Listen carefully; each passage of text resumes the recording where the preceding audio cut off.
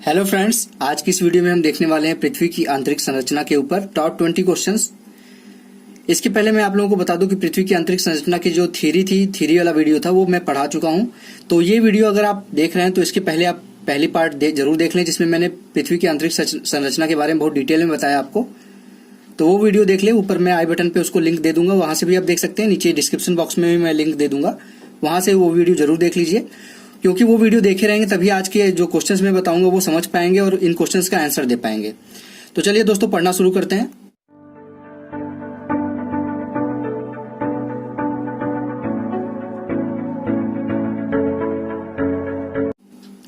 Hello friends, मेरा नाम है रोशन और आप सभी का आपके अपने यूट्यूब चैनल रोशन की क्लास में एक बार फिर से बहुत बहुत स्वागत है। ये वीडियो हमारी specially super TET, C TET या फिर यूपी टेट, तीनों में से आप किसी भी एग्जाम की तैयारी कर रहे हैं तो ये वीडियो पूरी बहुत ध्यान से देखिएगा और कोशिश करिए कि 20 क्वेश्चन यहाँ पे मैं जो दिखाऊंगा उन 20 क्वेश्चंस के आंसर करने की कोशिश करिए और बताइए मुझे कमेंट बॉक्स में कि आपने सही बिना वीडियो देखे, चीट किए, बिना मेरे आंसर बताए आपने कितने आंसर का जो यहाँ पे क्वेश्चंस का आंसर सही दिया है। और मैं अब जितना भी चैप्टर पढ़ाऊंगा पर्यावरण और सामाजिक अध्ययन से, उसके बाद मैं सभी, जब वो टॉपिक खत्म हो जाएगा तो उसके बाद मैं सभी टॉपिक से 20-20 क्वेश्चंस का टॉप सीरीज, जो टॉप क्वेश्चन होंगे 20, वो लेके आऊंगा, जिससे आप लोगों का वो चैप्टर भी तैयार हो जाए, पूरा थ्योरी जो उसका है वो तैयार हो जाए और उसके ऊपर प्रश्न कैसे आते हैं वो भी आप समझ जाए। तो चलिए दोस्तों, अब शुरू करते हैं आज की वीडियो। यहाँ पे देखिए, पहला क्वेश्चन है आपके सामने।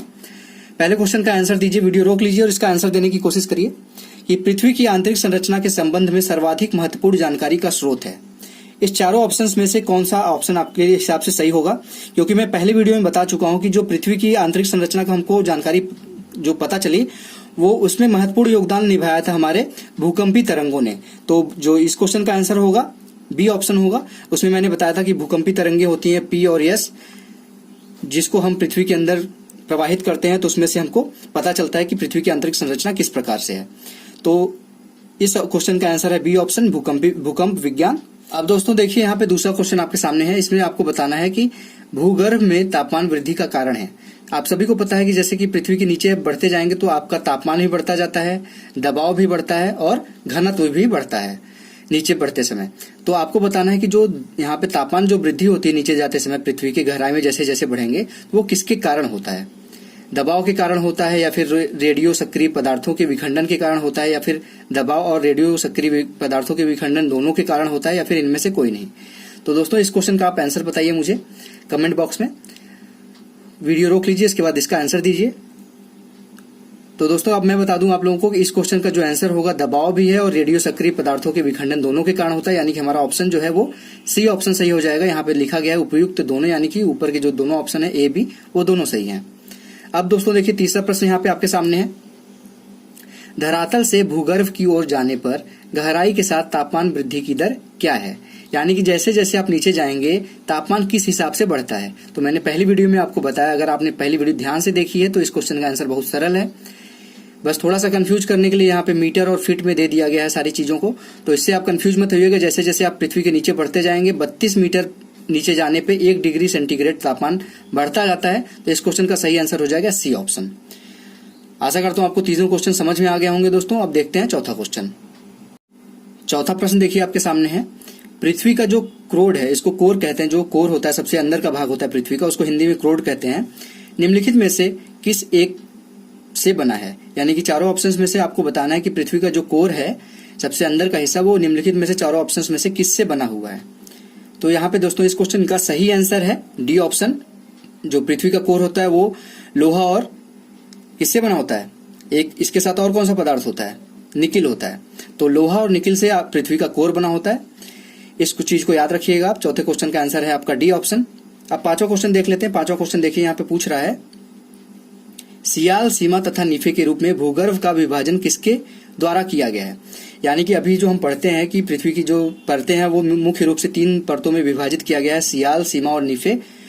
इसके बारे में बताया किसने था? इसका विभाजन किसने किया था? इन तीनों चीजों का नाम किसने दिया था? तो ये है हमारे डी ऑप्शन, स्वेस महोदय, जो कि कहाँ के रहने वाले हैं? ऑस्ट्रिया के। स्वेस महोदय हैं, ऑस्ट्रिया के रहने वाले थे साइंटिस्ट। इन्होंने बताया कि हमारी जो पृथ्वी है वो 3 परतों से मिलकर बनी है, सियाल, सीमा और नीफे। इस क्वेश्चन का आंसर देखने के बाद बढ़ते हैं छठे क्वेश्चन की तरफ। छठा क्वेश्चन देख लीजिए क्या पूछ रहा है। 6 क्वेश्चन, पृथ्वी के केंद्र में पाया जाने वाला चुंबकीय पदार्थ कौन सा है। चारों ऑप्शंस में से आपको बताना है कि इस चारों ऑप्शंस में से पृथ्वी की जो कोर है, केंद्र मतलब सबसे अंदर वाला हिस्सा, और केंद्र आपका उसको कोर कहते हैं, तो कोर में पाया जाने वाला जो चुंबकीय पदार्थ है वो कौन सा है इस चारों ऑप्शंस में से। तो दोस्तों इस क्वेश्चन का सही आंसर है आपका सी ऑप्शन, निकेल। निकेल की वजह से ही पृथ्वी हमारी चुंबक की तरह कार्य करती है और ये हमारा पृथ्वी के कोर में पाया जाता है। अभी मैंने बताया कि पृथ्वी के जो कोर है उसमें लोहा और निकेल पाया जाता है। छठा क्वेश्चन देखने के बाद अब बढ़ते हैं 7वें क्वेश्चन की तरफ। देखिए 7वां क्वेश्चन का आंसर आप बताने की कोशिश करिए।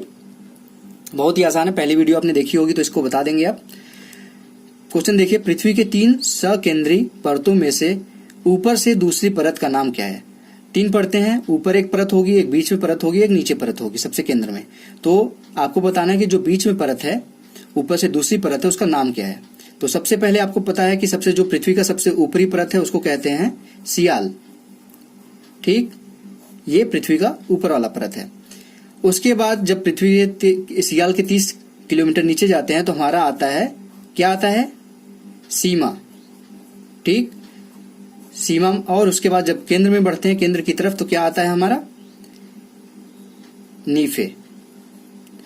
अब यहाँ पे इनका नाम क्या है। सियाल का मतलब है सिलिका और एल्यूमिनियम, सीमा का मतलब है सिलिकॉन और मैग्नीशियम, और नीफे का मतलब है निकिल और फेरस मतलब लोहा। तो ये तीनों जो मैंने अभी आपको बताया, ये तीनों परत हैं। इसको ध्यान दीजिएगा कि सियाल कैसे नाम पड़ा, सियाल, सीमा और नीफे। तो इस क्वेश्चन का आंसर कौन सा हो जाएगा, दूसरी परत हमारी है सीमा, सिलिकॉन और मैग्नीशियम। तो आशा करता हूं आपको 7वां क्वेश्चन भी समझ में आ गया होगा दोस्तों। अब देखते हैं 8वां क्वेश्चन। 8वां क्वेश्चन देखिए दोस्तों, इस क्वेश्चन का आंसर देने की कोशिश करिए। पहले वीडियो मैंने इसके बारे में भी बताया था बहुत डिटेल में। ऊपरी और निचली जो भूपटल होती है यानी क्रस्ट होता है, जो सबसे ऊपर वाला हिस्सा है पृथ्वी का, उसको भी 2 भागों में विभाजित किया गया है। उसको जो अलग करती है रेखा, जो लाइन उसको अलग करती है, कैसे पता चलेगा कि हमारा ये ऊपरी परत है और कैसे पता चलेगा कि ये निचली परत है। तो दोनों को कोई न कोई लाइन विभाजित करती होगी। तो उस लाइन का नाम क्या है, उस रेखा का नाम क्या है, आपको बताना है कि मोहू असंबद्धता है, कोनराड असंबद्धता है, रेपटी असंबद्धता है, या फिर इनमें से कोई नहीं। तो अब मैंने बताया था आपको कि जो सबसे ऊपर वाला जो पटल है उसको जो विभाजित करता है 2 भागों में, यानी कि क्रस्ट को जो 2 भागों में विभाजित करता है, उसका नाम है कोनराड असंबद्धता। प्रश्न 8 का हमारा बी ऑप्शन बिल्कुल सही है। आप दोस्तों देखते हैं 9वां क्वेश्चन। 9वां क्वेश्चन है, महासागरीय सतह का निर्माण किस प्रकार की चट्टानों से हुआ। ग्रेनाइट से हुआ, बेसाल्ट से हुआ, परतदार चट्टानों से हुआ, या फिर गैब्रो चट्टानों से हुआ। तो जो हमारा महासागर है, जितने महासागर है हमारे, उनकी जो सतह है ये बेसाल्ट चट्टानों की वजह से हुआ है। बेसाल्ट चट्टानों के से इनका निर्माण हुआ है। ठीक, 9वें क्वेश्चन का आंसर भी बी ऑप्शन है। अब देखते हैं 10वां क्वेश्चन। 10वां क्वेश्चन देखिए, मेंटल में निम्न में से किस तत्व की प्रधानता है। यानी कि जो मेंटल हमारा दूसरा परत है, सीमा है जो, यानी कि मेंटल जो बीच वाली परत है, सबसे ऊपर वाला हमारा है क्रस्ट, बीच में है मेंटल और नीचे कौन सा है, कोर है। तो आपको बताना है कि मेंटल में किस तत्व की प्रधानता है। आपको पता है कि इस जो परत है ये मेंटल, इसको कहते हैं हम सीमा। अब सीमा में देख लीजिए कौन कौन सी चीजें हैं, उसमें है सिलिकॉन और मैग्नीशियम। तो इसमें देख लीजिए सिलिकॉन और मैग्नीशियम में से कौन सा पदार्थ है। अगर दोनों होता तो आपको पता लगाना पड़ता कि इसमें से मैग्नीशियम सबसे ज्यादा है या फिर सिलिकॉन सबसे ज्यादा है। लेकिन यहाँ पे देखेंगे तो एक ही ऑप्शन है, सिलिकॉन है नहीं यहाँ पे, मैग्नीशियम है, सिलिका है। सिलिकॉन और सिलिका में अंतर है। सिलिका का है सूत्र SiO2 और सिलिकॉन का SI होता है। तो यहाँ पे जो इस क्वेश्चन का आंसर है वो सी ऑप्शन है, मैग्नीशियम। जो हमारा मेंटल है उसमें सबसे ज्यादा मात्रा में मैग्नीशियम पाया जाता है। अगर सिलिकॉन और मैग्नीशियम दोनों दिया है ऑप्शन में तो कौन सा लगाएंगे, तो वहां पे आप लगाएंगे सिलिकॉन। मैग्नीशियम उससे कम मात्रा में पाया जाता है, लेकिन यहाँ पे सिलिकॉन था नहीं, इसलिए हमारा एक ही ऑप्शन था यहाँ पे मैग्नीशियम। तो हमारा आंसर होगा सी ऑप्शन। अभी 11वां क्वेश्चन देखते हैं, 11वां क्वेश्चन देखते हैं क्या पूछ रहा है। भूपटल यानी कि क्रस्ट पर पाए जाने वाले विभिन्न तत्वों की मात्रा में सबसे अधिक मात्रा में कौन पाया जाता है। तो आपको बताना है जो क्रस्ट है हमारा पृथ्वी का सबसे ऊपरी परत है, उसमें सबसे अधिक मात्रा में कौन सा तत्व पाया जाता है। तो मैंने लास्ट वीडियो में, जो पहली वीडियो मैंने बताई थी आपको पृथ्वी की आंतरिक संरचना, उसमें सबसे अंत में आपको बताया था मैंने कि पृथ्वी पे सबसे ज्यादा मात्रा में कौन सा तत्व पाया जाता है, कौन सा खनिज सबसे ज्यादा मात्रा में पाया जाता है, और पूरी पृथ्वी में सबसे ज्यादा मात्रा में कौन सा तत्व पाया जाता है। तो ये क्रस्ट की बात कर रहा है, तो क्रस्ट पे सबसे ज्यादा मात्रा में हमारा पाया जाता है ऑक्सीजन, यानी कि हमारा ए ऑप्शन सही है। और अगर पूछा जाए कि क्रस्ट पे कितने % पाया जाता है, तो ये पाया जाता है आपका 46.8% आपका क्रस्ट में पाया जाता है ऑक्सीजन। ठीक, इस चीज को भी आप याद कर लीजिएगा। ये था 11वां क्वेश्चन। अब देखते हैं दोस्तों 12th नंबर का क्वेश्चन, 12वां क्वेश्चन। आप दोस्तों देखिए 12वां क्वेश्चन है, आपको बताना है जो स्थल मंडल है, इसके बारे में मैंने लास्ट वीडियो में बताया था, लिथोस्फीयर इसको कहते हैं। ये पूछ रहा है कि स्थल मंडल में सम्मिलित है कौन कौन सी 2 लेयर सम्मिलित है इसमें, आपको बताना है, या फिर ये किस लेयर को कहते हैं स्थल मंडल, इसके बारे में आपको बताना है। तो मैंने बताया था कि स्थल मंडल जो है वो आपका जो भूपटल है यानी कि क्रस्ट है, और जो ऊपर का हिस्सा है आपका मेंटल का, उसको मिला के आपका लिथोस्फीयर बनता है यानी कि स्थल मंडल बनता है। और इसकी जो गहराई है वो लगभग 200 किलोमीटर के लगभग है।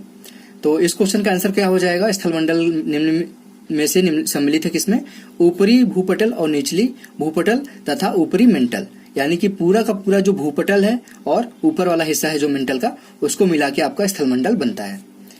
ठीक, अब इसके बाद देखिए आपका 13 नंबर का क्वेश्चन है। 13 नंबर का क्वेश्चन क्या कह रहा है देख लीजिए, इसका आंसर देने की कोशिश करिए। व्हाइट ऑफ द अर्थ किसको कहते हैं निम्नलिखित में से, तो white of the earth mental को कहते हैं। इस क्वेश्चन को याद कर लीजिएगा। 13 जो प्रश्न है उसका सही आंसर है बी ऑप्शन मेंटल। 14 नंबर का क्वेश्चन देखते हैं। 14 नंबर का क्वेश्चन देखिए, पूछ रहा है कि जो रेपेटी असंबद्धता है, रेपेटी असंबद्धता निम्न में से किसके मध्य है। आपको बताना है कि जो रेपेटी असंबद्धता है वो किसके किसके बीच जो लाइन गई है उसको कहते हैं। ऊपरी और तथा निचली मेंटल को कहते हैं, मेंटल तथा क्रोड के मध्य कहते हैं, या फिर भूपटल और मेंटल के मध्य जो है, और या फिर क्रोड के मध्य है। तो आपको पता होगा, पहली वीडियो मैंने ये भी बताया है कि जो रेपेटी असंबद्धता है वो ऊपरी और निचली जो मेंटल है उसके बीच जो हमारी इसको विभाजित करती है उसको कहते हैं रेपेटी असंबद्धता, ऊपरी और निचली मेंटल। ठीक, उसके बाद है 15 नंबर का क्वेश्चन देखिए, बाहरी क्रोड तथा आंतरिक क्रोड के बीच पाई जाने वाली रेखा को क्या कहते हैं। यानी कि अब यहाँ पे क्या पूछ रहा है, अभी तक तो ये पूछा था कि अभी आपने देखा कि ऊपरी और निचली मेंटल के बीच में कौन सी रेखा है। अब यहाँ पे पूछ रहा है जो बाहरी क्रोड है और आंतरिक क्रोड है, यानी कि आउटर कोर और इनर कोर के बीच में जो लाइन इसको डिवाइड करती है उसको क्या कहते हैं। तो इस क्वेश्चन का सही आंसर है आपका बी ऑप्शन लेहमैन असंबद्धता। ठीक, ये कोर को डिवाइड करती है 2 हिस्सों में। अब दोस्तों देखिए यहाँ पे है अगला क्वेश्चन, कौन सा है 16 नंबर का क्वेश्चन। यहाँ पे आपको बताना है कि पृथ्वी के द्रव्यमान का लगभग कितना प्रतिशत द्रव्यमान मेंटल में पाया जाता है। यानी कि जो पृथ्वी है, पूरी पृथ्वी है गोलाकार, ये इसमें जो ये बीच वाला हिस्सा है, बीच वाला हिस्सा, ये वाला हिस्सा जो मेंटल है पूरा, ये वाला जो मैं कलर कर रहा हूं इस तरीके से। ठीक, ये वाला हिस्सा पूरी पृथ्वी के भार का कितना प्रतिशत ये भार कवर करता है लगभग। तो पृथ्वी का जो द्रव्यमान है वो उसका 68% जो है वो मेंटल का द्रव्यमान है। सोच सकते हैं कि कितना ज्यादा ये बड़ा एरिया होगा। अब यहाँ पे अगर आपसे यही क्वेश्चन इस तरीके से पूछ ले कि पृथ्वी के आयतन का कितना लगभग प्रतिशत जो आयतन है वो मेंटल कवर करता है, तो वहां पे आपका आ जाता 83%। तो यहाँ पे आपका 2 क्वेश्चन तैयार हो गया। द्रव्यमान पूछेगा तो वो 68% लगभग है, और आयतन पूछेगा तो वो 83% लगभग है। ये दोनों क्वेश्चन आप ध्यान से देख लीजिएगा। अब दोस्तों देखते हैं 17 नंबर का क्वेश्चन। 17 नंबर का क्वेश्चन देखिए दोस्तों, यहाँ पे पूछ रहा है कि मोह असंबद्धता है वो किसके किसके बीच स्थित है। तो इस क्वेश्चन का आंसर दीजिए मुझे कमेंट बॉक्स में, बिना वीडियो आगे बढ़ाए, चीटिंग मत करिएगा। ए ऑप्शन है, बी ऑप्शन है, सी ऑप्शन है, या फिर डी ऑप्शन है। तो मोह असंबद्धता मैं बताने जा रहा हूं। मोह असंबद्धता जो है वो क्रस्ट और मेंटल के बीच जो लाइन खींची जाती है, जो इसको डिवाइड करती है कि ये क्रस्ट है, ये वाला हिस्सा ऊपर का हिस्सा क्रस्ट है और नीचे का हिस्सा मेंटल है, जो ये लाइन डिवाइड करती है उसको कहते हैं मोह असंबद्धता। तो आशा करता हूं आपको समझ में आ गया होगा। मोह असंबद्धता इसको इसलिए कहा जाता है क्योंकि एक साइंटिस्ट थे मोह रोविकिक। ठीक, मोह रोविकिक, इनके नाम पे इस लाइन का नाम पड़ा मोह असंबद्धता। असंबद्धता का मतलब होता है जो डिवाइड करती है लाइन।